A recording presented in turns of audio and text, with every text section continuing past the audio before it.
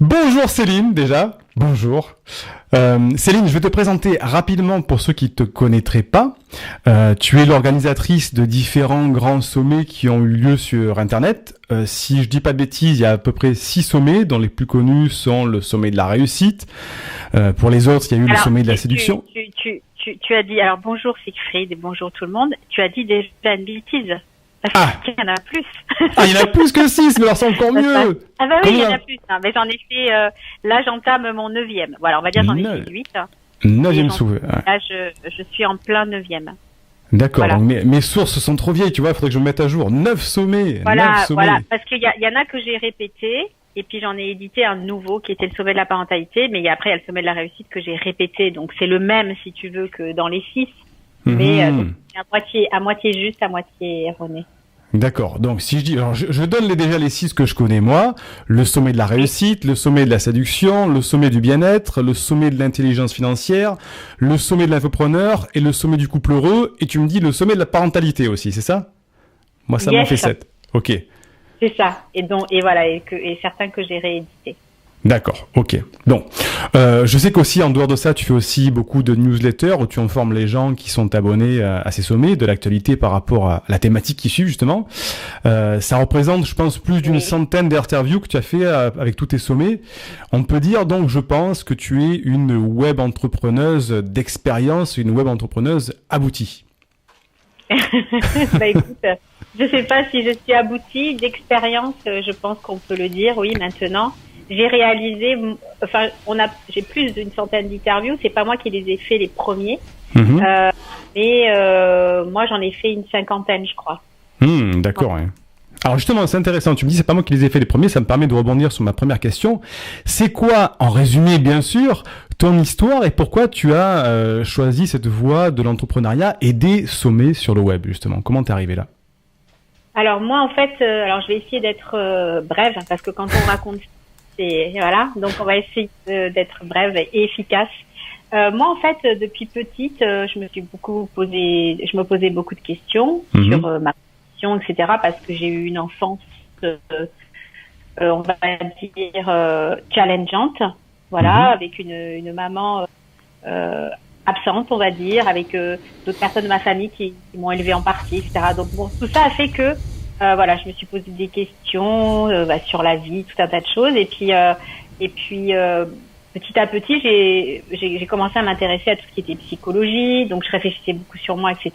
Et de fil en aiguille, à l'âge de 35 ans, j'ai découvert vraiment j'ai commencé à découvrir le développement personnel à travers un stage d'Dale Carnegie. Mhm. J'avais pas été bluffée, donc j'avais lu le fameux Comment se faire des amis, qui est un titre vraiment, on a l'impression que moi je cachais la couverture quand je lisais ce livre-là parce que Ah je me oui. disais mon Dieu, c'est la loose de lire un livre Comment se faire des amis. Moi j'ai des amis, mais on sait bien que le livre, ça n'a rien à voir d'ailleurs avec ce titre, presque. Et du coup, de ce stage, j'en suis ressortie. J'ai aimé le contenu déjà des premiers outils de développement personnel, mais pour moi c'était pas assez punchy. Et de fil en aiguille, j'ai un ami qui était déjà dans l'infoprenariat, qui avait un petit peu d'avance par rapport à moi. Enfin moi je savais pas que j'allais atterrir là-dedans. Moi j'étais salariée. Ma dernière expérience c'est 10 ans dans une société. J'étais commerciale B2B, je faisais du marketing, communication. Je faisais fabriquer sur mesure en Asie des casquettes moyen haut de gamme, donc j'avais des clients en prêt-à-porter, mais j'avais dans les golfs, mais j'avais aussi des clients tout à fait classiques, des entreprises qui voulaient faire des casquettes, quoi. Voilà. Mais c'était quand même un travail que j'aimais parce que j'aime la créativité, j'aime le marketing, etc. Et puis surtout ce qui m'intéressait là-dedans, c'était le sur-mesure, le fait de créer un produit vraiment pour comment dire, pour le client qui lui plaise, etc. D'accord. Donc pendant tout ce temps-là, je me suis inscrite à l'UPW, donc le grand séminaire de Tony Robbins, où j'y suis allée sans le connaître. Hein, c'est mon ami, c'est ce fameux ami qui m'a dit tu devrais faire l'UPW parce que je n'étais pas heureuse dans mon travail. J'ai jamais été très longtemps heureuse en entreprise en fait. À chaque fois, j'avais un problème avec on va dire, avec la hiérarchie. Et je me suis rendu compte que si je n'avais pas d'admiration pour mes patrons, eh ben, ça coinçait, en fait. Ça me, D'accord. voilà.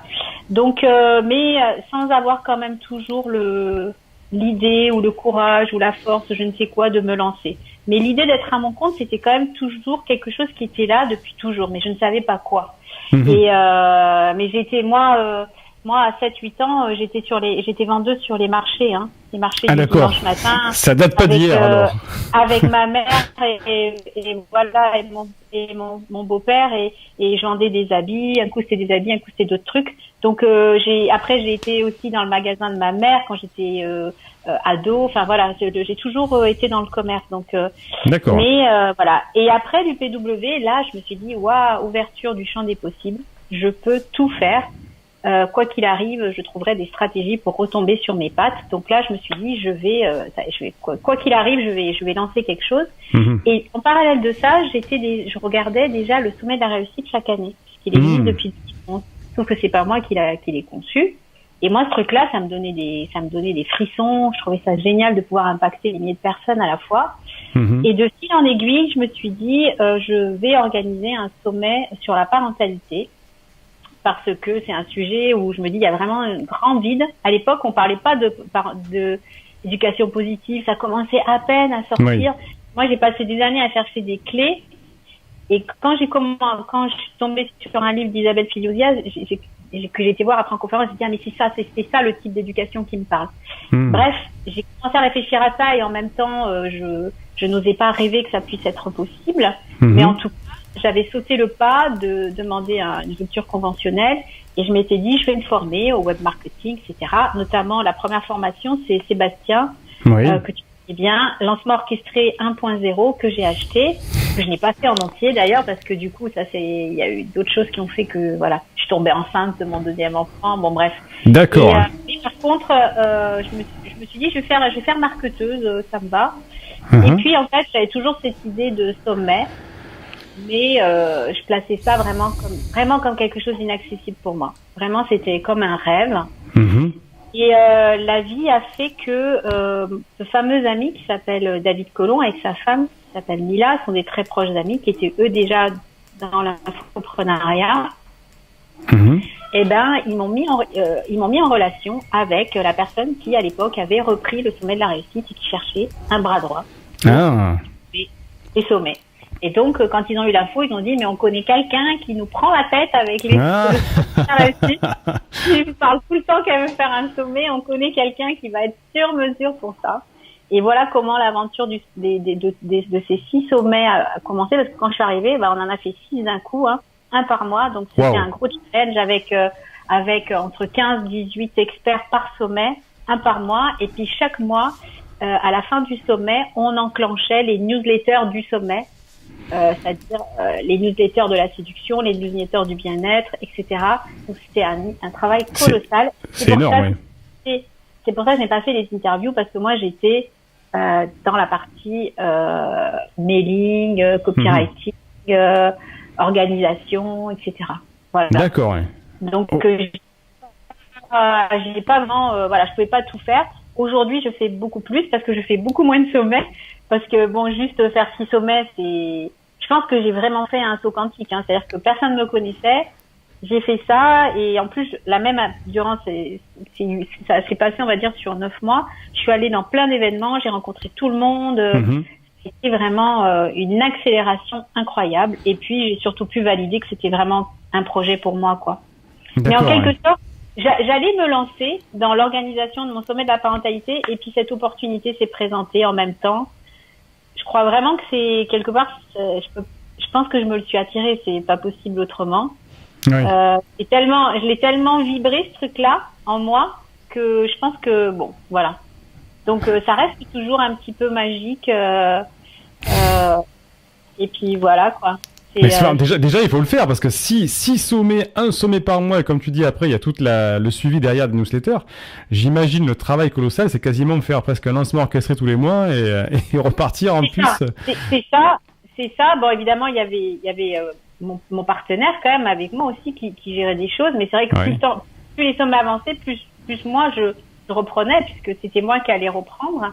Mhm. Et du coup, j'ai fait à peu près 1000 mails. J'ai calculé en moins d'1 an. À peu Waouh. près. Je pense Donc, que c'est plus que la majorité des infopreneurs dans toute leur vie. Et en plus, tout ça sans aucune formation aux outils techniques, en fait. Enfin, Ouais. c'est-à-dire que j'avais quand même une sensibilité. J'aime bien bidouiller quand même sur Internet de base. Ouais. Voilà, mais le seul truc que je maîtrisais à l'époque vraiment, c'était Photoshop, puisque j'ai fait du graphisme pendant 10 ans. Mais et qu'après, j'avais fait une petite formation de web design à l'époque, il y a longtemps. Mais bon, voilà, un autorépondeur, ça n'a rien à voir. Ouais.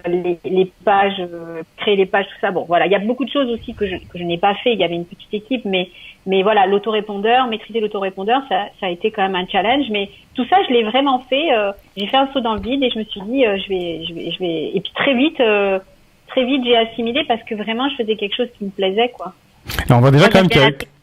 J'aime bien la technique jusqu'à un certain point. Je suis pas une développeuse quand même, faut pas pousser. Voilà, ça me fait pas peur.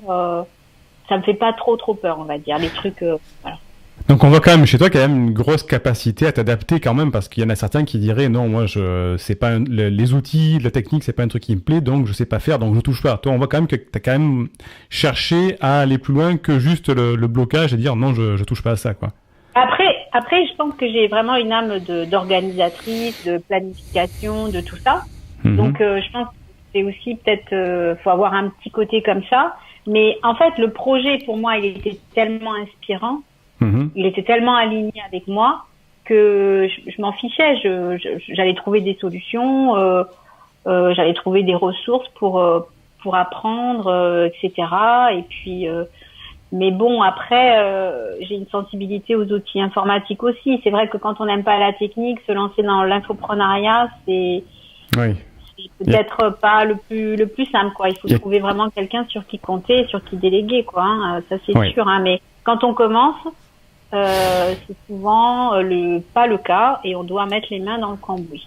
C'est très intéressant ce que tu dis là, parce que justement, il y a une idée qui vole comme ça dans l'infoprenariat, comme quoi la technique est facile. C'est vrai qu'elle s'est vachement améliorée aujourd'hui. La technique est beaucoup plus simple qu'avant, mais c'est vrai quand même il y a encore une petite étape un petit peu compliquée de prise en main de certains outils. Justement, ça me permet de rebondir sur une autre question. Quel obstacle tu as rencontré quand tu as débuté en tant qu'entrepreneur? Est-ce que c'était plutôt le frein de la technique? Est-ce que tu as eu autre chose où vraiment tu t'es dit waouh, ce métier-là, ça me plaît, c'est fait pour moi, mais il y a ça qui me bloque et je sais pas si je vais passer par-dessus? Eh ben, moi, comme tu as pu l'entendre, je suis rentrée dans un projet qui était amorcé, en fait. Que les 6 sommets étaient déjà décidés. Donc, en fait, ma difficulté, elle est un peu spéciale parce que j'ai pas décidé de créer mon entreprise, tu vois, créer mon activité, créer mon entreprise et puis d'y aller tout doucement. Enfin, ça, c'était le projet au départ. Sauf que là, j'ai pris un train en marche et puis c'était même pas un train, c'était un paquebot, avec une 50aine d'experts. Bon, c'était bon. Ma difficulté, en fait, je sais pas. Je pense que ça a été le débordement, peut-être. Ça a été de devoir gérer plein de choses en même temps et de devoir éteindre des feux un peu partout. D'avoir mon cerveau qui soit ultra sollicité sur plein de choses parce que le projet avait un timing, en fait. Moi, c'est lié à de l'événementiel quand même ce que je fais. Donc ces timings là, il fallait honorer et devoir honorer les dates à une 50aine de personnes, c'est complexe. Manager une 50aine de personnes, c'est aussi complexe, surtout qu'il y en a, c'était des personnes déjà très occupées à l'époque. Donc après, il fallait qu'ils nous fournissent des éléments, etc. Donc c'était ma complexité à moi, ça a été de devoir être un petit peu partout, dû au délai, dû aux engagements, parce que je suis rentrée dans un projet qui était déjà lancé. Donc après, en fait, j'ai pris une fusée, je suis montée dans la fusée, voilà. Ils avaient déjà allumé les moteurs, quoi, tu vois, ils étaient encore avec la passerelle. Et moi, voilà, et j'avais pas trop mes affaires avec moi. C'était un peu ça. Donc j'ai dit, je vais faire, ok, ça je le prends, ok, ça je le prends. Tu vois le truc avec 36 000 assiettes. C'est voilà, devoir me transformer en, c'est Shiva, non, qui a plein de bras. Ouais, c'est ça, exactement. Alors, c'est intéressant ce que tu dis, parce que tu dis, hein, si je résume un petit peu, qu'en fait, la problématique principale, ça a été vraiment l'urgence, un petit peu le lait sur le feu, et la logistique aussi, puisque tu as pris le chemin en marche. Et c'est intéressant que tu dis ça, parce qu'il y a justement, ça rejoint le cas de beaucoup d'entrepreneurs qui débutent et qui se retrouvent justement dans l'urgence. Parce qu'on dit, enfin, on a toujours un petit peu, quand on n'est pas entrepreneur, on a cette idée perçue de se dire, comme on disait comme tout à l'heure hors enregistrement, que l'entrepreneur, bon, bah, il est libre un peu, il fait ce qu'il veut, tout ça, c'est tranquille, c'est peinard. Alors qu'en fait, il y a quand même ce paramètre urgence-là qui est à gérer hein, dans le quotidien.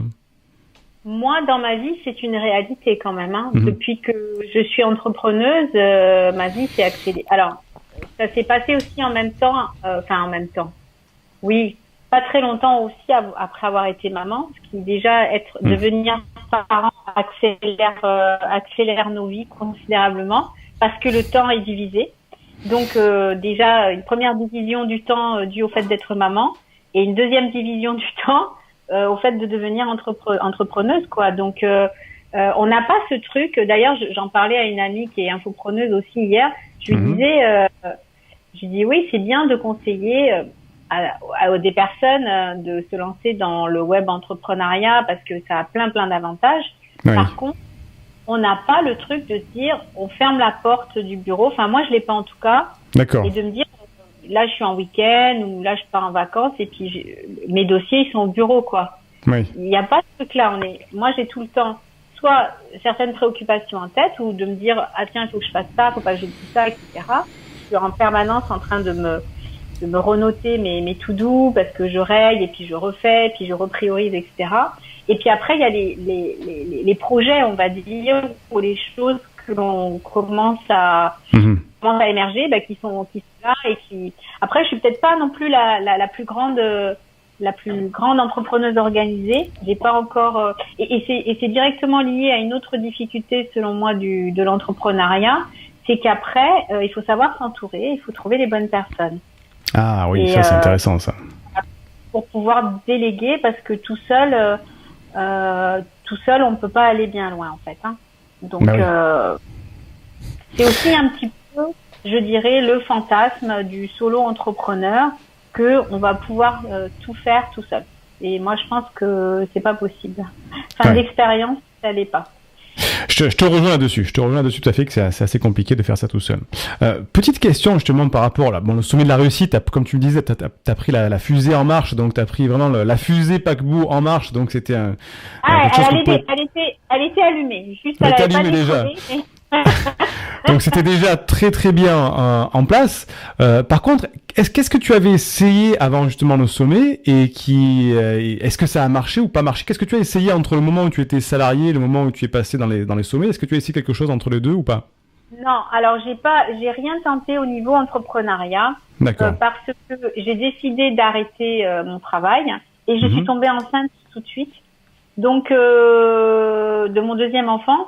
Et bon, ça, j'avais pas spécialement, je prévoyais plus, en fait. Je me disais, bon, ça viendra pas, quoi, tu vois. D'accord. Comme après, le jour où je dis à mon patron, je voudrais partir, je tombe enceinte 7 jours après. Donc, il y a pas de mystère. Non, mais il y a pas de mystère. J'ai vraiment senti qu'il y avait un stress le 24 heures après, qui avait disparu. J'avais une boule au ventre qui avait disparu en 24 heures. Après avoir demandé à mon patron de quitter, vraiment physiquement. D'ailleurs, c'est à ce moment-là que je me suis rendu compte que j'avais eu pendant longtemps l'estomac serré ou compressé, j'avais eu une boule au ventre. Je m'en suis rendu compte au moment où je l'avais plus en fait. Et donc je pense qu'il n'y avait pas la place pour un bébé. Fallait libérer une boule pour en prendre une autre, c'est ça. D'accord. Donc du coup, et après je me suis occupée un peu de mon petit garçon aussi durant une année. Donc pendant ce temps-là, j'ai continué à cogiter mes projets, mais moi, si j'arrêtais le salariat, c'était directement pour lancer quelque chose qui allait être quand même à minima réfléchi. Et mais j'ai rien tenté avant. J'ai beaucoup réfléchi, mais j'ai pas mal d'idées, mais rien tenté avant, non. Alors, si on parle pas de ce qui est passé avant, qu'est-ce qui s'est passé après, justement, une fois que tu as fait tes 9 sommets aujourd'hui? Qu'est-ce que ça t'a permis d'obtenir? Quel était le résultat concret que tu as eu par rapport à ça, par rapport à ces sommets? Est-ce que tu as eu un rêve qui était inaccessible où tu t'es dit, waouh, en fait, c'était possible? Qu'est-ce qui s'est passé après avoir réalisé ces 9 sommets? Alors, déjà, quand j'ai décidé de me lancer, j'avais déjà ouvert mon champ des possibles. J'avais appris plein de choses sur les stratégies gagnantes, on va dire. D'accord. J'avais compris que en fait l'échec c'est pas une fatalité et que quand on échoue, quand on pense échouer ou quand on pense être barré, il faut simplement changer de stratégie et se réajuster par exemple pour continuer à avancer. Il y avait plein de croyances limitantes que je m'étais débarrassée, donc j'avais déjà quand même un mindset où je me disais quoi que tu fasses, ça va marcher. Et au pire, si ça marche pas, c'est pas grave, parce que au moins t'auras tout donné pour. Donc voilà, ça c'était. Et mon plus grand rêve, c'était, j'aurais même pas rêvé en fait, organiser le sommet de la réussite. C'était même pas un rêve, c'était, je sais pas, pour moi c'était. Donc pour moi, mon rêve à l'époque, c'était d'organiser le sommet de la parentalité que j'ai pas fait tout de suite, que j'ai fait après, puisque j'ai eu à m'occuper avant. Donc, je sais plus exactement les détails de ta question, mais qu'est-ce qui s'est réalisé que je ne pensais pas possible, c'est ça? Voilà, qu'est-ce que tu as réalisé? Qu'est-ce qui s'est passé après avoir fait qu'est-ce que ça t'a permis d'atteindre, justement? Est-ce que tu as eu une prise de conscience? Mais c'est ce que tu es en train de me répondre, d'ailleurs. Hein. Ouais, après, c'est vrai qu'après avoir fait 6 sommets, je me suis, on va dire, mise directement dans la place. Je suis arrivée un peu avec ma fusée. Et du coup, j'ai créé aussi beaucoup de connexions avec beaucoup de monde dans cette sphère de l'infoprenariat, du développement personnel. Et du coup, ça m'a amené le fait d'avoir fait cette performance, parce que c'est une performance, ça m'a amené une crédibilité en fait. D'accord. En tout cas, ça m'a positionné comme une je vais pas dire une référence, hein, c'est pas présomptueux, mais enfin comme une spécialiste du sommet pour le coup. ce qui est vrai en fait. Hein. Parce que bon, le 6e, c'était la routine quoi. Tu vois, on était. Et voilà, ça m'a donné un positionnement en fait. Ça m'a donné aussi, ça a contribué à faire. Après, si on parle plus technique, mon image de marque, etc. C'est des choses que j'avais vraiment pas calculées pendant que je les faisais, mais c'est les gens qui m'ont renvoyé ça en fait. D'accord. Et du coup, on m'a donné des surnoms, la reine des sommets, Madame Sommet, enfin on me dit des trucs comme ça. Et je vois ce que ça a généré en fait. Oui. Et ouais, ça m'a apporté. Et puis les 6 sommets, ça m'a apporté aussi, voilà, pour moi, ça m'a apporté de la confiance. En me disant c'est bon, tu tiens vraiment le cap, tu gères, ça va, etc. C'est possible. Maintenant, qu'est-ce que tu peux faire de différent ou de plus ou de voilà, etc. Encore d'autres champs des possibles qui s'ouvrent. Ça m'a bien mis en place. Que ça soit aux yeux à un niveau professionnel, dans le regard des autres, que ça soit moi aussi. Ça m'a vraiment conforté et ça m'a aussi peut-être rassuré quoi. D'accord, donc ça rejoint bien ce que tu disais, comme quoi tu as fait vraiment un saut quantique, t'es passé d'un état à un autre d'un coup assez rapidement là-dessus.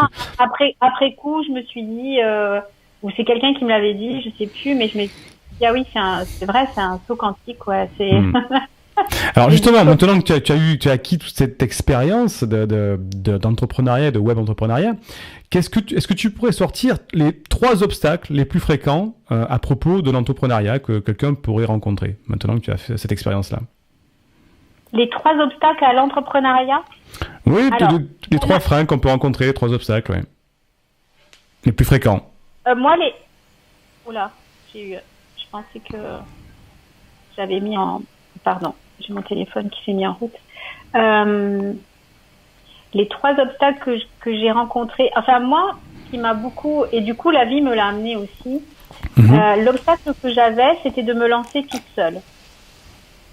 Et c'est au moment où je me suis dit, parce que j'ai eu plein de projets avant, notamment avec tous de mes collègues avec qui on s'entendait, enfin on est amis, hein, On avait vraiment une fluidité dans le travail, on s'entend très bien, on est carrés toutes les deux, enfin, on était complémentaires, enfin, voilà. Et on a eu des idées de projet ensemble, et ça s'est pas fait pour X raisons. Mais moi, j'avais toujours la frustration et l'envie de me lancer avec quelqu'un. D'accord. Et ça, c'était pour moi un frein, en fait. Ok. C'est-à-dire, je me sentais pas assez forte de me lancer toute seule. Donc ça a été un frein, et c'est ce qui a fait que pendant longtemps, j'ai pas osé. À partir du moment où j'ai décidé ou de me dire, je m'en fiche, c'est pas grave, je me lance quoi qu'il arrive. Et ben là, la vie m'amène un projet avec une personne. D'accord. Oui. Comme quoi, oui, fallait un petit peu lâcher tout ça. Voilà. Ouais. Voilà. Donc c'est erreur que tu disais ou blocage que j'ai Les obstacles les plus fréquents. Donc tu disais la peur de démarrer toute seule. Voilà, c'était vraiment un obstacle ça pour toi et en fait ça s'est résolu. Quelque chose qui a été un obstacle qui m'a ralenti. Au final, je me dis que c'est pas mal hein, parce que au final, je suis très contente du résultat. Après, c'est bête, mais j'ai perdu. Enfin, ça m'a pas empêché d'être entrepreneur. Je sais pas si je vais bien répondre à ta question, mais j'ai énormément stressé avec quand j'ai dû choisir le statut de ma société. Je ne sais pas pourquoi, parce que maintenant je ne me rappelle même pas pourquoi j'ai toute la partie juridique. On a beaucoup d'informations dans les formations sur plein de choses, sur comment faire du web marketing, comment faire du copywriting, comment créer un tunnel, comment faire des vidéos, Mais alors toute la partie comment créer une société, la partie juridique, là ça commence à arriver dans certaines formations. Là c'est le vide en fait, le vide et du coup ça c'est aussi quelque chose qui m'a ralenti, je dirais. Ça m'a causé beaucoup de stress. C'est des sujets qui m'intéressent pas en fait en vrai. Et en fait c'est des sujets sur lesquels on doit s'intéresser. Parce qu'après, bon voilà, c'est plus pratico-pratique, mais ça m'a énormément. Mais c'est vrai que c'est une thématique, enfin le côté juridique, légal, qui est quasiment pas développé dans la sphère de l'infoprenariat. Hein. C'est quasi inexistant aujourd'hui, alors que pourtant il y a vraiment une demande. Pourtant, c'est assez marrant. Hein. Je crois qu'il y a personne qui veut s'y coller en fait. C'est ça. Il y a qui commencent à s'y coller, mais je pense que ça fait partie du chemin. À un moment donné, on lance l'activité, on peut tous en créer. À la limite, c'est peut-être le plus facile, on va dire. Mais la partie juridique et tout ça, la partie faire les statuts, tu sais ce que c'est. Bon, c'est pas non plus colossal, mais pour moi, c'était une nébuleuse. C'était une nébuleuse, voir les avantages, les inconvénients entre SARL, SAS. Après, t'as URL. Et puis, est-ce qu'on peut démarrer auto-entrepreneur? Oui, mais on cotise pas. Bon, voilà, qui vont, voilà. Et puis quand on n'est pas très, je sais pas moi, qu'on n'aime pas trop, voilà. Qui aime ça? Donc tu m'as dit premièrement la peur de se lancer seul, deuxièmement le côté juridique, le vide juridique, et un troisième obstacle que tu as toi rencontré, que tu aurais pu rencontrer chez les personnes que tu as interviewées aussi. Sincèrement, en fait, il y en a plein. Lequel choisir? Moi, je pense que je l'ai un peu évoqué. Le fait d'être maman. Ça prend du temps. Et quand on se lance, on a énormément besoin de temps. Énormément besoin de temps parce que on est à la source c'est la création de toute notre activité. Et normalement, dans cette période-là, on est particulièrement animé, passionné, investi. C'est-à-dire qu'on a une envie et en plus, on a besoin de temps parce que tout ça prend du temps. Hein. Et le fait d'être maman, c'est un gros challenge parce que avec des enfants, le temps est divisé considérablement, surtout quand ils sont petits, hein, évidemment. Quand je parle quand ils sont petits. Et ça a été un obstacle aussi parce qu'après, avant, il y avait le côté culpabilité. Ouais, est-ce que c'est bien raisonnable de me lancer en tant qu'entrepreneuse? J'ai une famille à nourrir. C'est pareil, ça fait des questionnements qui m'ont peut-être ralenti. Où je me suis dit, si je me lance, j'ai plus mon salaire qui tombe en automatique à la fin du mois. Donc le fait d'être maman dans la gestion du temps et par rapport à la responsabilité que ça engendre, ça m'a, je sais pas si on peut vraiment parler d'obstacles, mais en tout cas ça m'a beaucoup questionnée. Et puis dans le concret, il faut savoir que voilà, j'avais besoin de temps. Et ça c'est quelque chose qui m'a... Non, mais c'est très bien que tu le dises parce que c'est vrai que on a une croyance en se disant oui, c'est bon, ça va, je vais avoir du temps pour faire tout ça. On a l'habitude un petit peu du salariat où on est un peu entre guillemets pépère. Cette notion de temps, on n'en parle pas souvent et tu fais bien d'en parler parce qu'effectivement, notamment quand on débute, c'est important ça. Oui, et puis je dirais même que c'est un piège parce qu'on risque d'être aspiré par notre projet au détriment. Alors bon. Mais en tout cas, pour moi, c'est un paramètre à tenir compte. Moi, c'est sûr.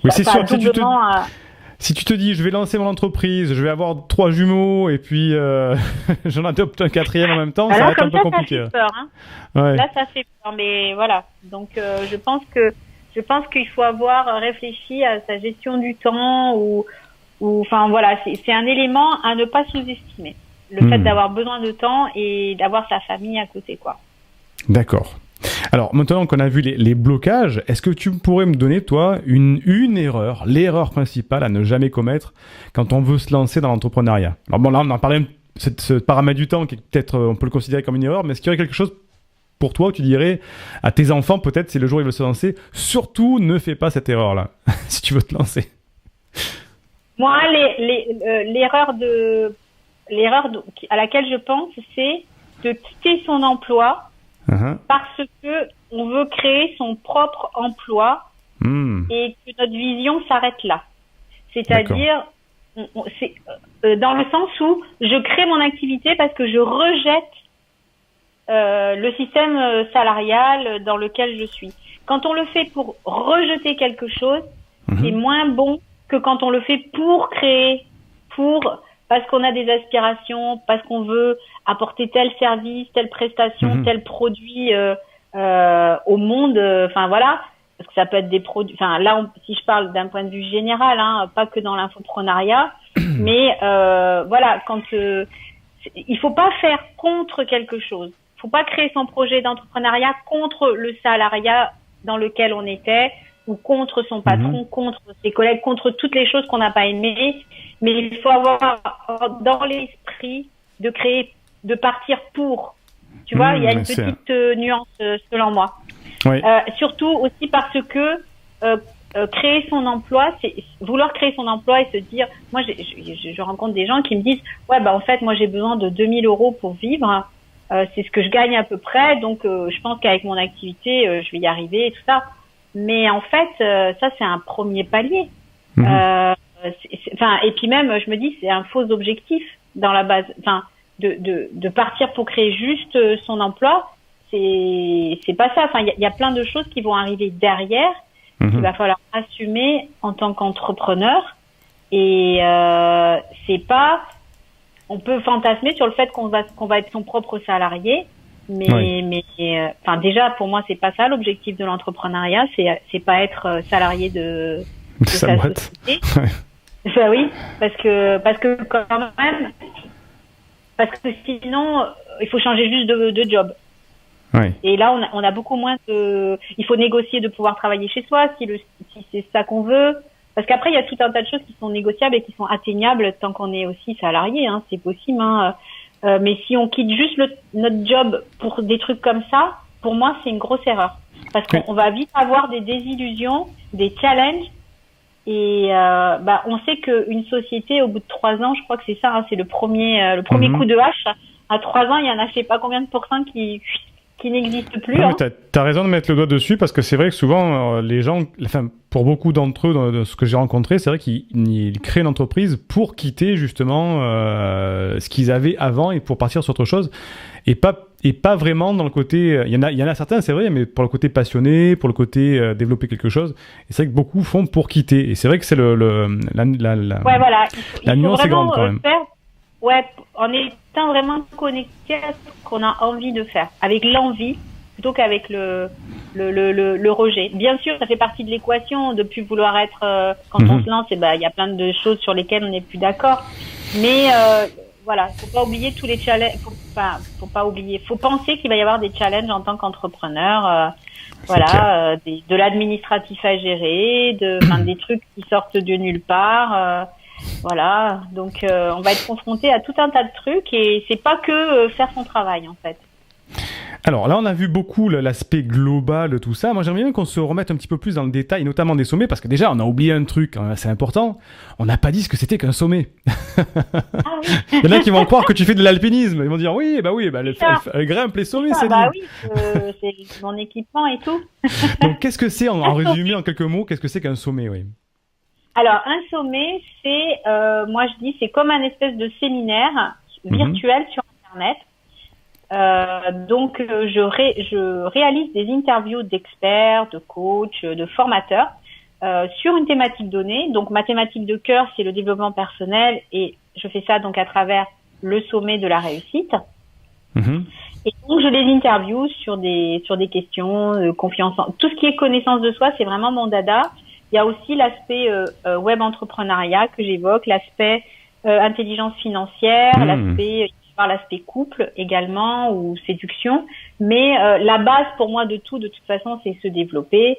Donc c'est la connaissance de soi, donc le développement personnel. Donc après, ça va être des interviews sur la motivation, la confiance en soi, mieux se connaître, mieux se comprendre et comment transformer et comment aller un petit peu dépasser ses limites, se créer un état d'esprit pour pouvoir avancer et créer une vie qui nous correspond vraiment. Donc voilà, je fais des interviews autour de tous ces sujets. Je les réunis entre 2 dates données pendant un temps limité et elles sont diffusées gratuitement chacune pendant 48 heures. Et il y a également des ateliers, il y a un coffret numérique qui est proposé pendant l'événement qui permet aux personnes de récupérer tous les enregistrements, que ce soit vidéo, audio, plus des bonus et des ateliers à réaliser pour chaque thématique qui a été proposée. Voilà, d'accord. Et ça dure près une quinzaine de jours et c'est chaque année donc sur Internet. Ok, comme ça, au moins, c'est très précis. Alors, je vais te poser une question qui a 2 niveaux, en fait. C'est quoi l'objectif pour l'organisateur d'un sommet comme toi? Parce que j'ai vu, alors qu'au début, certains sommets étaient réalisés comme on le fait aujourd'hui en webcam. Après, c'est passé vraiment sur du présentiel, où tu rencontres réellement les gens. Donc, quel est l'objectif pour l'organisateur d'un sommet? Je parle vraiment de la période des 15 jours. Est-ce que c'est de la notoriété? Est-ce que c'est du chiffre d'affaires? Parce que ça, vu de l'extérieur, on se dit waouh, il y a quand même énormément de moyens qui sont mis en jeu. Il faut aller les trouver, ces experts. Il faut aller les interviewer. Et puis tout compte fait, à la fin, on se dit mais en fait, est-ce que c'est rentable? Qu'est-ce qu'on gagne à faire ça en fait? Alors moi, la première chose, c'est que je le fais vraiment pour impacter. Ça, c'est vraiment mon premier objectif. Alors bien sûr, je ne vis pas d'amour et d'eau fraîche, mais mon feu ardent, le truc qui fait que je suis prête à me dépasser pour ça, c'est que je le fais pour impacter les gens, pour aider des gens qui se posent des questions, pour démocratiser le développement personnel parce que mon rêve, c'est qu'il y ait un maximum de personnes qui fassent du développement personnel, travaillent sur soi. Pourquoi? Pour les aider au max à transformer leurs blessures et à vivre une vie dans laquelle ils se sentent beaucoup plus épanouis, beaucoup plus sereins, et de façon durable surtout. D'accord, c'est très important, de façon durable. Donc ma première motivation, elle est là. Et c'était ce qui me faisait rêver, et ce qui me mettait des étoiles dans les yeux quand moi, à l'époque, j'écoutais, parce qu'avant c'était des audios, quand j'écoutais le sommet de la réussite. Maintenant, est-ce que c'est un modèle rentable? Oui, heureusement, parce que sinon je pourrais pas mettre les moyens que je mets dedans, et je pourrais pas. Et puis chaque année, j'essaye un petit peu de rajouter des effets, des choses supplémentaires qui vont faire que le regarder, ça va être joli, ça va être intéressant, ça va être impactant. Les gens vont s'en rappeler. Et en tout cas, ça marche dans ce sens-là pour moi. Et je veux, il y a une rentabilité, heureusement, parce que j'y mets beaucoup d'argent dans la préparation. Oui, maintenant je me déplace. J'ai une équipe de cadreurs, de monteurs. Je passe beaucoup de temps à toute l'organisation, toute la préparation. J'ai une petite équipe, j'ai des prestataires qui travaillent pour moi. Donc oui, il y a beaucoup de moyens parce que pour moi, je me dis que faire quelque chose de joli selon mes critères, hein, et d'abouti et de carré, ça va permettre de capter un maximum l'attention d'un maximum de personnes, puisque mon but c'est d'impacter. Donc après, je le fais pas pour ma notoriété. C'était vraiment pas mon premier moteur. D'ailleurs, je me suis jamais fait interviewer moi-même. Je suis déjà intervenue dans des événements, mais j'ai jamais cherché à me mettre en avant en tant que conférencière. J'ai jamais, voilà. Jusqu'à présent, c'est pas mon truc. Mon truc, c'était vraiment de mettre. C'est même pas de mettre en lumière les autres, mais quelque part, c'est ce que je fais. Mais ma première préoccupation, c'est pas de vouloir mettre les autres en lumière. Ma première préoccupation, c'est le message, en fait, qu'ils ont. D'accord. C'est leur expertise. Pour moi, c'est ça la priorité. Après, évidemment, je les mets en lumière. Et après, forcément, je suis à l'image dans toutes les interviews. Donc, forcément, quelque part, ça amène de la lumière sur moi, de la notoriété ou je ne sais pas. Mais c'est pas jusqu'à présent, en tout cas, c'est pas ma première préoccupation. D'accord. C'est ma mission, quoi, ma première préoccupation. Et voilà. Ok. J'essaye de faire ça du mieux possible. Mais par contre, je vais certainement bientôt basculer en mode j'ai envie d'intervenir maintenant, j'ai envie de faire des conférences. Ah, d'accord, oui. D'évoluer là-dedans.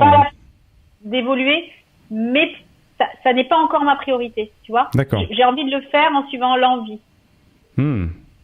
Et pas en le faisant en me disant faut que ça me fasse vivre, faut que je me mette en avant parce que c'est pas la priorité top number one. Number one. Alors, autre question là-dedans, encore de précision par rapport à ça, parce que c'est intéressant parce que il faut se le dire, hein, nous on connaît le milieu de l'infoprenariat et moi je considère que le sommet c'est vraiment un ovni dans le monde de l'infoprenariat parce que je suis d'accord. On a l'habitude de faire des formations comme ça, avec sa webcam ou sa caméra chez soi, avec des bouts de ficelle comme ça. Et puis quand on voit le sommet aujourd'hui, ce que c'est devenu, effectivement, tu viens de le dire, il y a des cadreurs, il y a du montage, il y a des gens qui se déplacent, tout ça, des experts qui viennent. Donc c'est vraiment, je considère ça comme un ovni. Comment tu fais, toi? Oui, vas-y. Dis-moi. Non, vas-y, je t'ai coupé. Et mon ami, mes amis que je saoulais avec le sommet de la réussite, lui, il s'appelle David Colomb. C'est un gros infopreneur aussi, et c'est surtout un très très gros marketeur. Il a fait plein. Et quand je lui parlais de ça, il me disait mais Céline, mais tu pourras pas vivre de ça, c'est pas rentable. Ton business model là, c'est pas du tout. Alors c'est intéressant, mais tu vas gagner des clopinettes, tu pourras pas suffisamment. Et moi ça continue à me faire rêver quand même. Et pourtant j'accorde beaucoup de crédit à ce qu'il me dit parce que c'est un ami proche. Je sais qu'il est ultra formé, il se forme aux États-Unis, il a fait je ne sais combien de dizaines de formations, donc je sais que quand il dit un truc, il a sûrement raison. Et là, je disais, c'est très intéressant ce que tu dis là, c'est très intéressant parce que vu de l'extérieur, même moi, tu vois, qui suis aussi marketeur aguerri, je me dis, mais est-ce que c'est pas pour rien, c'est pas anodine cette question, c'est est-ce que c'est vraiment rentable je parle ces 15 jours-là, ou est-ce qu'après il y a peut-être une rentabilité sur l'année avec les gens qui ont été intéressés? Parce que c'est vrai que de l'extérieur, on se dit, waouh, quand même, il faut quand même, tu l'as dit toi-même, faut le mettre en place et c'est pas évident, il y a la logistique, tout ça, les déplacements. Donc c'est assez compliqué. Et ce qui fait que ça me fait revenir sur une autre question. Comment tu fais pour attirer les experts dans ces sommets-là? Est-ce que tu les as contactés comme ça? Parce que c'est intéressant pour les entrepreneurs qui veulent se lancer, se dire, est-ce que c'est facile d'aborder les experts? Est-ce que c'est facile de les faire venir devant la caméra? Est-ce que c'est facile de les regrouper, comme tu disais, en juste 1 ou 2 journées? Comment ça se passe? Eh bien, en fait, ma spécificité, c'est que j'interviewe des personnes que je connais. Ah oui. Vraiment.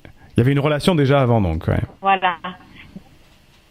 Voilà. Donc, en fait, soit je les découvre, soit je fais leur connaissance. Et dans le temps, il y a une vraie relation qui se crée.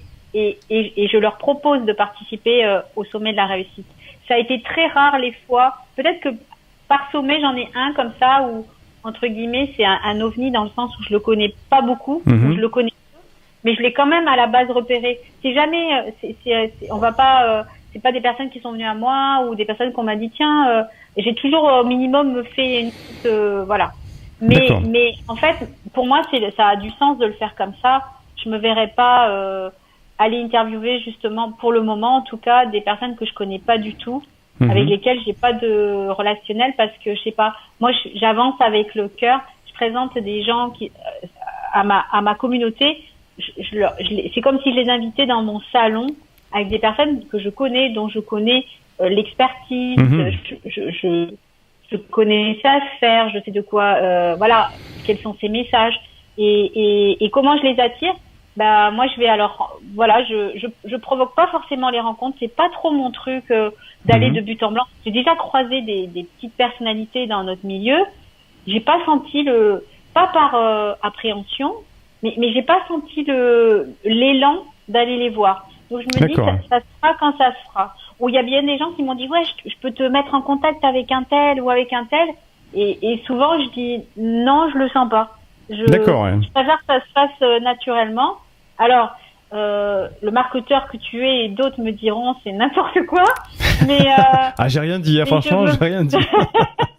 Non mais moi et à ma façon je crée de la valeur par ailleurs dans ma façon de créer des liens, de choisir les personnes et c'est voilà et les gens qui participent à mes sommets, je leur propose aussi une aventure humaine, c'est la continuité de notre relation, voire de notre amitié et je suis pas là en train de leur dire écoutez cette personne elle est géniale et en fait je la connais pas.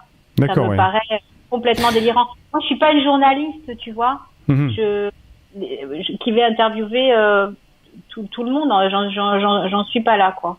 D'accord, mais c'est intéressant ce que tu dis là parce que tu expliques que tu mets pas mal d'intuition et d'éthique dans ce que tu fais là et je pense que de mon avis aussi c'est un paramètre de la pérennité aussi de ce qu'on fait parce que comme tu disais il y en a beaucoup qui vont faire un petit peu du one shot, ok je vais interviewer des gens que je connais pas puis je mets en vente tout ça et puis on se rend compte que c'est parfois pas très pérenne parce qu'il n'y a pas vraiment de cœur, il n'y a pas vraiment de corps dans tout ça. Donc c'est intéressant que tu rajoutes ce paramètre-là dans l'entrepreneuriat, le fait que c'est pas que de la technique, c'est pas que de la stratégie, mais qui peut et il doit aussi avoir ce côté-là d'intuition, d'affinité avec les personnes pour avoir quelque chose qui ressort à la fin de qualité et impactant aussi. Hein. Et d'ailleurs, tout à l'heure, tu nous demandais quelle erreur, etc. Moi, je pense que l'erreur, parce que depuis que je me suis lancée, j'ai décidé d'être plus authentique, de travailler comme ça, de développer un petit peu mon intuition. Pour moi, l'intuition, c'est un truc ésotérique avant. Hein. Je savais pas ce que c'était, je comprenais rien. Maintenant, je maîtrise mieux le sujet. Moi, si c'est pour me replonger dans des schémas dans lesquels j'étais dans le salariat, j'en vois pas l'intérêt, c'est-à-dire d'avoir des rapports obligatoires avec certaines personnes conventionnelles, passer des clients, des fournisseurs, des machins, et de pas choisir. Parce que quand on est salarié, on est moins libre techniquement des clients, tout ça.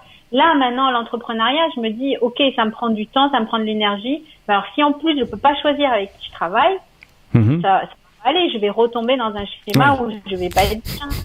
Et d'ailleurs, il y a eu une période comme ça où, parce que j'étais assaillie de plein de monde, etc. Et je disais oui, et en fait non. Après, je me suis recadrée et je me suis dit non, il faut vraiment que tu travailles avec les personnes avec qui tu as envie.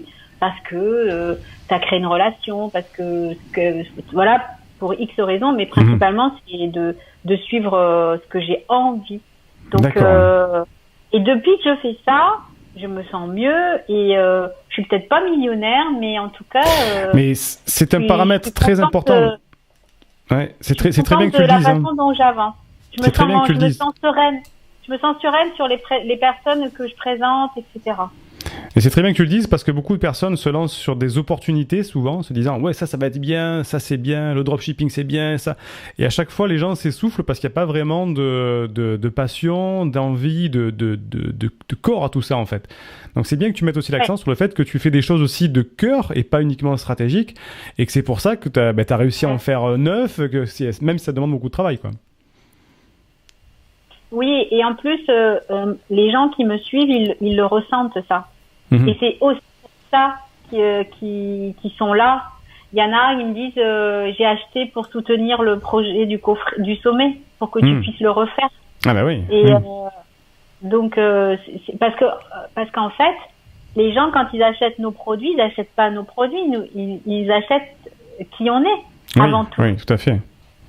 Et du coup Ben, c'est des personnes qui partagent certainement les mêmes valeurs que moi et qui se reconnaissent là-dedans et qui se disent j'ai envie de la soutenir ou alors j'ai envie de la suivre, j'ai envie d'acheter son coffret parce que je vais mais en fait je pense que ça serait alors la plus grosse erreur ça serait peut-être ça, hein, ça serait de pas être authentique avec l'opportunité d'être entrepreneur. Je trouve que là on passe à côté du truc. On passe à côté de l'aventure. Très intéressant. L'entrepreneuriat, c'est l'excuse ou le truc qui va faire que si on n'est pas authentique, ça va être compliqué. Oui. ça va être compliqué, on vous l'avait dit. C'est possible, si c'est pas authentique. C'est possible, mais on va avoir des ulcères, on va avoir mal au dos, on va, tu vois, va y avoir plein de dommages collatéraux. Ouais. Mais c'est possible, il y en a plein, on en connaît plein. Oui, tout à fait, mais c'est très intéressant que tu le sois parce que ça permet aux gens qui vont écouter l'interview et puis ce que moi je vais en tirer après pour le livre, d'avoir vraiment ce paramètre aussi là qui est, je pense aussi rejoint mes valeurs, qui fait qu'effectivement c'est possible, mais c'est plus compliqué. Donc si tu arrives à rester aligné, rester assez avec tes valeurs, quoi, ça va être beaucoup plus simple, beaucoup plus fluide. Et tu viens de l'exprimer depuis le début à chaque fois en expliquant ton parcours. Ouais, ça c'est vrai. Alors après, il me reste 2-3 petites questions. Alors, il va être des questions beaucoup plus techniques parce que je sais qu'il y en a qui m'écoutent ou qui voudront avoir plus de détails sur le sommet. Tu me dis stop dès que tu me dis non, ça va, je veux pas en parler, ça j'en parlerai pas. Comment ça se passe? Imaginons que moi, tu me dis Siegfried, voilà, j'aimerais bien que tu viennes intervenir dans un sommet. Comment ça se passe? Moi, je vais venir quelque part, je vais toucher un pourcentage. Comment ça se passe? Quelle est la mécanique économique de tout ça en fait? Oh, la mécanique des sommets, elle est comme la mécanique de l'infoprenariat. C'est-à-dire que tu vas communiquer à ta liste que tu participes à cet événement. Il va y avoir des personnes de ta liste qui vont s'inscrire. Et si ces personnes achètent le coffret, tu auras un pourcentage sur les ventes de ces personnes-là qui te sont attribuées par le système de tracking, en fait. D'accord. Uniquement les personnes qui viennent de chez moi à ce moment-là. Voilà. D'accord. Mais après, il y a d'autres retombées qui sont impalpables, c'est-à-dire que forcément, quelqu'un qui est exposé à 20 000 ou 30 000 personnes, ça va faire un petit, il va en avoir des retombées sur sa notoriété, Bien sûr. Donc ça, c'est un peu impalpable. Mais après, moi, je fais de l'affiliation vers l'expert, c'est-à-dire que au moment de son lancement, s'il le désire, je vais communiquer sur son événement, en fait, sur son lancement orchestré. D'accord. Donc c'est pas qu'un échange orchestré ou c'est pas qu'un échange économique, ouais. C'est aussi un partenariat avec la personne qui effectivement va bénéficier de la visibilité des sommets et ensuite en contrepartie aussi, tu lui apporteras un soutien quand il va lancer son produit. Après, oui, c'est 2 gros pavés peut-être en 3 temps, c'est-à-dire il y a pendant le sommet où il peut générer des ventes. Il y a cette il va être sous les feux des projecteurs, on va dire. Oui, c'est ce qui est pas négligeable d'ailleurs. Ça va lui apporter par rapport à sa com, à son image de marque, etc. Et puis après, s'il a des produits numériques, qu'il a un lancement, etc. Je peux être partenaire de son lancement. D'accord, voilà. Très intéressant ça. C'est bien aussi de notifier que les partenariats ne se basent pas uniquement non plus que sur un échange de billets en euros, mais ça peut être aussi un échange de visibilité, de notoriété, et que le partenariat, c'est ça aussi. Il n'y a pas que le chèque. Il n'y a pas que le chèque non plus. Oui, puis l'avantage d'un sommet, c'est qu'ils sont tous premier rôle en fait, en quelque sorte.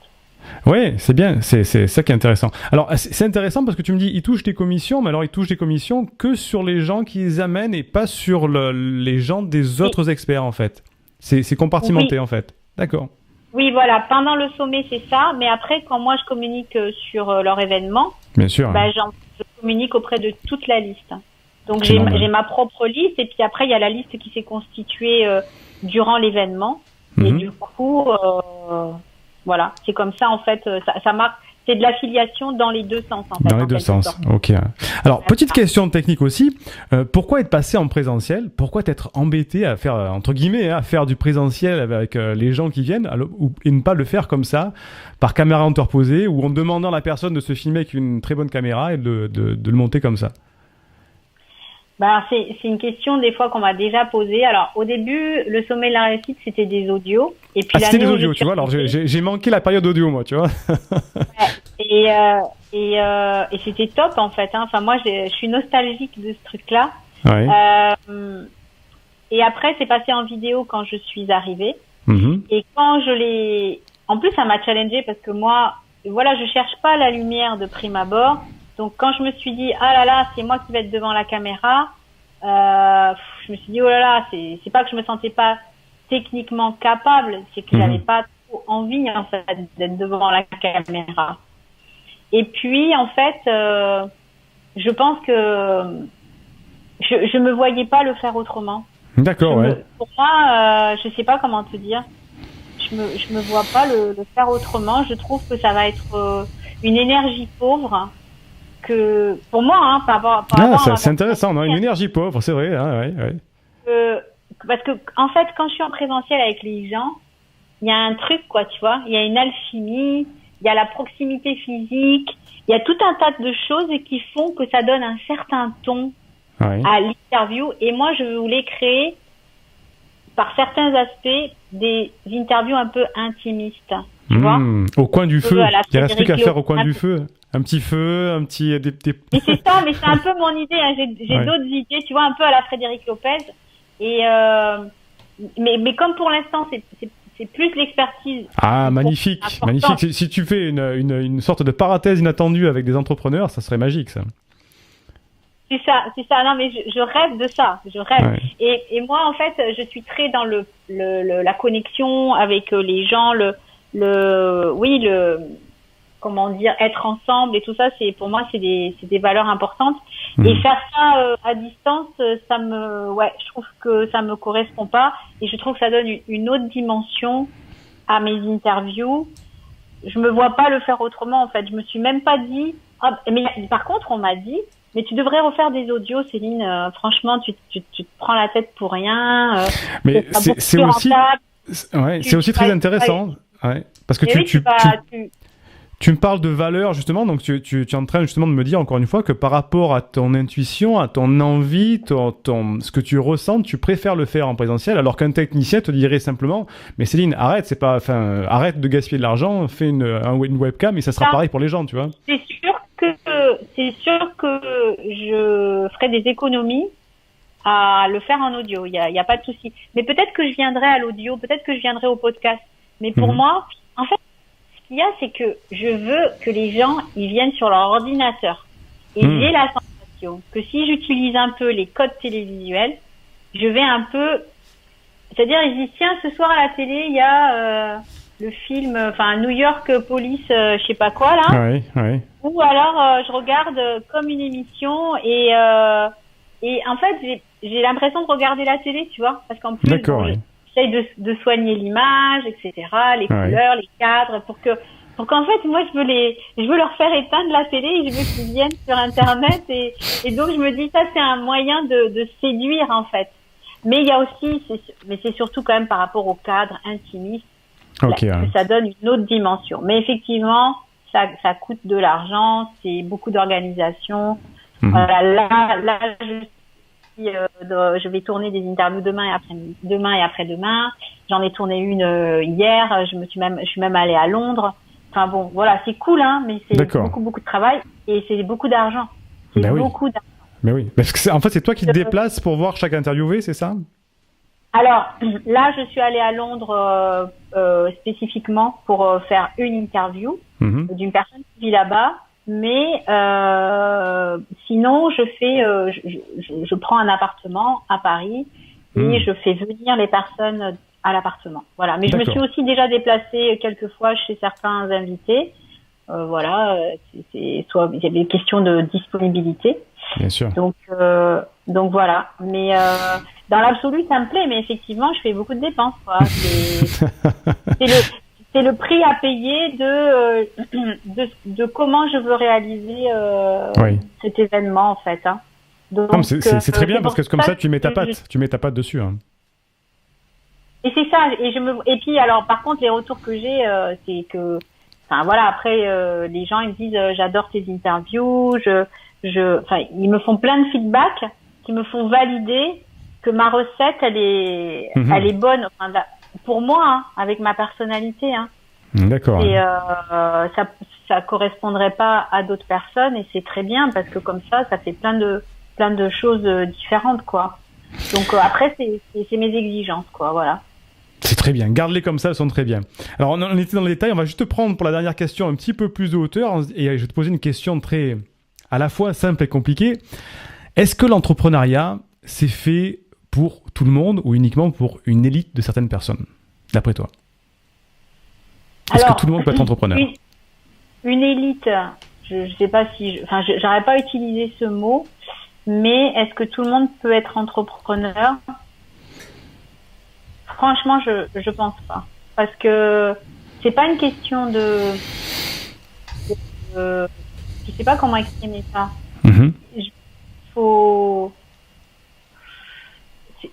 C'est pas c'est une question d'aspiration, tu vois. C'est pas une question de compétence. C'est pas une question d'intelligence. C'est pas une question de compétence, je pense. C'est une question de état d'esprit avant tout, je pense. Et d'aspiration à ce qu'on veut dans la vie. Donc, techniquement, c'est possible, mais on sait très bien que c'est 80% de mindset. La réussite tout court et dans l'entrepreneuriat, je trouve encore plus. Donc, je pense que c'est pas pour tout le monde. Et il y a des personnes qui s'éclatent dans leur job et moi je dis c'est très bien et il en faut. Et à une époque je voulais que tout le monde se mette à son compte, que voilà, et tout ça. Mais oui, il y a de la liberté, mais il y a aussi des contraintes en tant qu'entrepreneur. Donc je pense que on n'est pas prêts tous à s'investir, se donner, etc. parce que le business ne va pas être la première de nos valeurs ou dans le top 3 de nos valeurs, quoi. Moi, mon business, mon activité professionnelle, c'est mon 3e enfant. Ça fait vraiment partie de mon top 3 dans mes valeurs. Et il y a d'autres personnes, ça va être en premier le couple, la famille, je sais pas, la santé, etc. Bah, si on n'a pas notre valeur carrière professionnelle, enfin voilà, ou business en tout cas dans le top 3, déjà c'est faut ok, hein. Faut réfléchir. Okay, hein. Et donc c'est pas une question de compétence, je pense. C'est vraiment non, mais tu as dit quelque chose de très important. Tu as dit 80% de mindset, et là-dedans, je te rejoins entièrement. Et je te remercie pour justement toute cette transparence et cette bienveillance là-dedans, dans le fait que l'entrepreneuriat, c'est pas que apprendre des formations de techniques. Il y a 80% de mindset, et là, je te rejoins entièrement.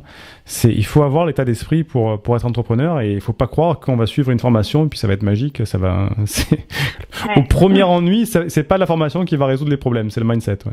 Oui, et puis pour moi, l'entrepreneuriat, j'ai même pas la sensation d'être complètement. Je suis pas validée moi-même en tant qu'entrepreneuse aguerrie, hein, quand même. Hein. Je pense que ça vient dans le temps. Et aujourd'hui, j'ai juste une petite activité modeste. Enfin, tu vois. Oui. Pour entrepreneur, il y a des gros entrepreneurs et puis voilà. Enfin, moi, je me considère pas comme ayant atteint, tu vois, créer l'entreprise. Bon, c'est peut-être pas non plus mes aspirations, mais voilà. Là, la dernière fois, j'ai vu en interview Oussama Ammar, qui est le gars de The Family. Oui. Bon, le gars, oui, c'est un sacré entrepreneur. il prend des parts dans une centaine de startups chaque année. Donc oui, là, il est vraiment dans le game, quoi, tu vois. Oui, donc, c'est sûr qu'après il y a des niveaux de réussite. C'est encore un autre niveau parce qu'il a des challenges. Je sais pas si je voudrais les avoir, hein. Mais bon, lui, il kiffe, hein. C'est son truc, donc. Tu vois. C'est son truc donc, à lui, comme tu dis, ouais. Voilà, donc voilà, je dirais que non, c'est pas fait pour tout le monde et c'est super. Dernière question, est-ce que tu peux préciser à qui tes produits ou services s'adressent et comment on fait pour faire appel à toi ou pour te rencontrer, découvrir tes produits ou tes services? Moi, je dirais qu'il y a mon événement qui s'appelle le Sommet de la Réussite. Hein. Donc, le sommet de la réussite.com qui paraît chaque année. Donc, tu es là, Siegfried? Je suis là, je suis toujours là. Je t'ai perdu, je t'ai perdu quelques minutes. Hein. Moi, je suis là, je suis toujours là. Est-ce que tu m'entends? D'accord. Ouais. Donc, je dirais que chaque année, il y a l'apparition de mon événement qui est le Sommet de la Réussite, que l'on peut retrouver donc sur Internet. Donc, je disais sommetdelareussite.com ou sur Facebook. D'accord. Et donc, ça, c'est l'événement gratuit sur lequel on peut s'inscrire et à travers lequel on peut découvrir mon travail. Et pour les personnes qui vont suivre le sommet, il y a la possibilité d'acheter le coffret qui permet de travailler donc tout un tas d'aspects en matière de connaissance de soi et surtout ça permet de clarifier plein de choses, ça permet de se dépasser, de mieux comprendre, de gagner en sérénité, en apaisement. Et on va travailler à travers les ateliers du coffret, c'est des sujets très spécifiques, des sujets qui correspondent donc à chaque interview et qui sont vraiment spécifiques et qui sont assez pratico-pratiques. D'accord. Donc Ok. les personnes peuvent découvrir ça et ça s'adresse aux personnes qui veulent bouger leur vie mais qui savent pas comment ou qui savent pas par où commencer, qui se remettent en question, qui sont en perte de sens, qui se demandent qu'est-ce qu'ils vont faire dans la vie. Qui voudraient changer de vie, qui voudraient se sentir mieux, qui se sentent pas bien dans leur vie et qui savent pas pourquoi, qui ont des blessures. Moi, ce qui me touche particulièrement, c'est les blessures que l'on a et qui nous conditionnent et qui guident notre vie malgré nous et qui fait que on n'a pas vraiment un sentiment d'être quand même totalement heureux et apaisé. Ça, c'est vraiment mon cœur de truc. Les personnes qui ont envie de traverser leur peur, qui ont envie de se dépasser, le sommet, ça donne une énergie incroyable par rapport à toutes ces questions. Rien qu'en regardant les interviews, il y a plein de transformations qui se font, donc ça apporte énormément. Ça permet de croître, de grandir, de se développer et voilà, de se sentir mieux. Et quand on le regarde, les gens ils me disent qu'ils se sentent bien. Ils se sentent bien. Donc déjà, c'est déjà une réussite déjà. Donc le sommet de la réussite, de toute façon, on mettra les liens dans la description de la vidéo, du podcast et dans le livre. Donc ils vont directement sur le sommet de la réussite.com, c'est ça? Voilà, c'est ça. Pour ceux qui seraient dans le podcast audio, donc c'est le sommet de la réussite.com sans tirer, sans rien. Et ça me fait réussir parce qu'en fait, on regarde mon livre, il s'appelle Les Directs de la Réussite. En fait, il y aura un le sommet de la réussite avec le livre Les Directs de la Réussite. Ça sera marrant. Ok, écoute, Céline, merci beaucoup pour toute, comme je le disais tout à l'heure, cette transparence et cette bienveillance sur les conseils que tu as donnés. Je te remercie beaucoup de tout ça. Et puis, je donne rendez-vous à tous ceux qui vont écouter ou lire ces conseils d'aller voir sur le sommet de la réussite pour en savoir plus. Merci, Céline. Oui, l'événement, je ne sais pas quand est-ce que sera diffusée cette interview. L'événement, c'est au mois de mai, entre le 15, ça va commencer autour du 15 mai. Voilà. D'accord, ok, voilà, date posée. Et merci beaucoup Siegfried pour cette invitation, c'était un grand plaisir.